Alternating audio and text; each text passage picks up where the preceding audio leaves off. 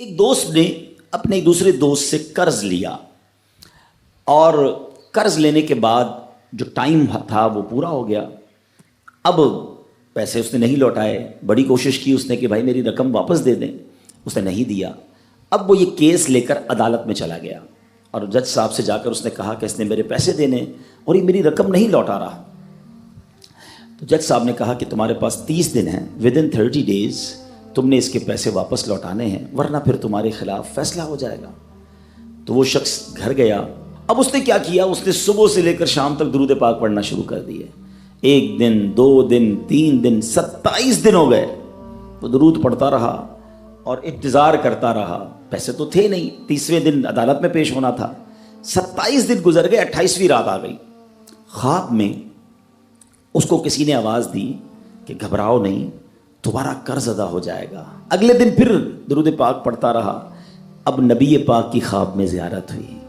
آقا علیہ الصلوۃ والسلام تشریف لائے, فرمایا گھبراؤ نہیں, تمہارا قرض ادا ہو جائے گا. تم علی بن عیسیٰ وزیر کے پاس جاؤ اور اس سے کہو وہ تمہارا قرض ادا کر دے گا.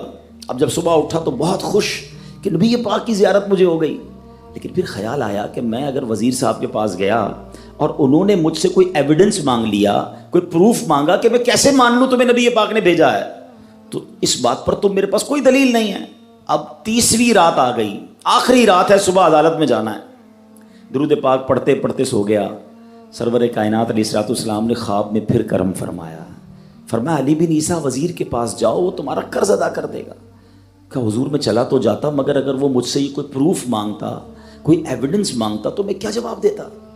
پیارے آقا علیہ الصلوۃ والسلام نے فرمایا کہ ایسا کرو, اسے یہ کہنا کہ آپ کا ایک راز ہے جو آپ جانتے ہیں اور رب جانتا ہے, اور وہ راز یہ ہے کہ آپ روزانہ فجر کے بعد 5000 بار درود پاک پڑھتے ہیں, اور جب تک درود پاک مکمل نہیں ہوتے آپ کسی سے بات نہیں کرتے.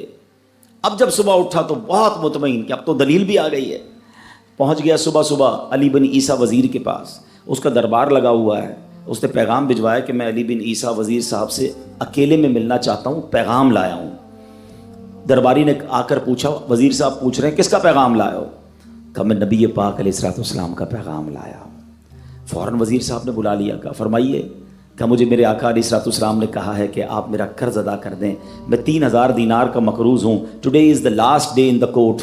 آج مجھے کورٹ میں پیش ہونا ہے. اگر آج میں نے اپنا قرض ادا نہ کیا تو مجھے جو ہے وہ سزا ہو سکتی ہے. علی بن عیسیٰ کہتا ہے میں بالکل آپ کا قرض تو ادا کر سکتا ہوں, مگر مجھے کیسے پتہ چلے, کوئی دلیل ہے, کوئی پروف ہے کہ آپ کو نبی پاک علیہ الصلوۃ والسلام نے بھیجا ہے؟ کہتا ہے ہاں, خالی ہاتھ نہیں آیا, آقا نے دلیل بھی عطا فرمائی ہے. اچھا بتائیے کیا دلیل ہے؟ کا دلیل یہ ہے کہ آپ کا ایک راز ہے جو صرف آپ جانتے ہیں اور آپ کا رب جانتا ہے. 5000 ٹائمز ڈیلی آپ درود پاک پڑھتے ہیں فجر کے بعد, اور جب تک یہ درود پورے نہیں ہوتے آپ کسی سے بات نہیں کرتے. آپ ذرا پہلے تھوڑی دیر کے لیے امیجن کریں کہ جو وزیر 5000 بار روز درود پڑھتا ہوگا وہ عاشق رسول کیسا ہوگا. اس کی تو لاٹری نکل آئی نا, وہ تو خوشی سے جھوم اٹھا, کہتا ہے مرحبا یا رسول اللہ, میرے درود پاک قبول ہو گئے, بہت خوش. اب ابھی بیٹھے ہیں آپ, کمرے میں گیا, واپس آیا اور 3000 نہیں 9000 دینار لے کر آیا. کہتے 3000 تو نبی پاک کا حکم, مرحبا یا رسول اللہ, 3000 اور لیجئے, آپ نے اتنی اچھی خبر مجھے سنائی, اتنا پیارا خواب سنایا, آپ کے قدم میرے گھر تک آئے, اور 3000 مزید لے جائیے, اس سے اپنے بچوں کے لیے کوئی کاروبار شروع کیجئے, اور ایک وعدہ بھی کیجئے, زندگی میں آئندہ جب بھی آپ کو کوئی ضرورت پڑے گی نا, آپ میرے پاس آئیں گے, میں آپ کا بھائی ہوں. اب یہ دیوانہ بڑا خوش ہو کر عدالت پہنچا.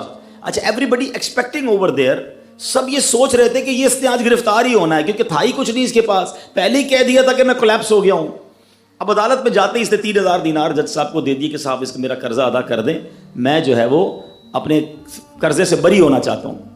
جج صاحب ہوتے ہیں, انہوں نے کہا قرضہ تو ادا کر دیں گے, پہلے بتاؤ پیسے لائے کدھر سے ہو؟ تم تو کہتے تھے پیسے نہیں تھے تمہارے پاس, اتنی بڑی رقم کیسے انتظام کی؟ اب بھری عدالت میں گویا اس نے زبان حال سے یہ کہا کہ اتنا دیا سرکار نے مجھ کو، اتنی میری اوقات نہیں، یہ تو کرم ہے ان کا ورنہ مجھ میں تو ایسی بات نہیں۔ اب اس نے بھری عدالت میں پورا واقعہ سنایا کہ میں نے تو کچھ نہیں کیا، آقا خواب میں تشریف لائے، میں وزیر صاحب کے پاس گیا، انہوں نے یہ پیسے دیے۔ سنو اس زمانے کے جج بھی کیسے ہوتے تھے، وہ جج دوران عدالت اپنے کرسی سے اٹھ کر کمرے میں چلا گیا، تھوڑی دیر بعد جج صاحب واپس آئے اور 3000 دینار اس کے ہاتھ میں دیتے ہیں۔ کیا سارا ثواب علی بن عیسیٰ لے جائے گا؟ میں بھی تو آقا کا امتی ہوں، تمہارا قرضہ میں ادا کرتا ہوں۔ اچھا، اب جس نے کیس کیا تھا، سبحان اللہ، کیا ماحول تھا، کیا انداز تھا، کیا دل تھے، وہ بھی تو دیکھ رہا ہے، کہتا ہے میں بھی تو آقا کا امتی ہوں، رکے ذرا، کاغذ قلم دیجئے، بندے کو میں قرضہ ہی معاف کر دیتا ہوں۔ اچھا، قرضہ ہو گیا معاف۔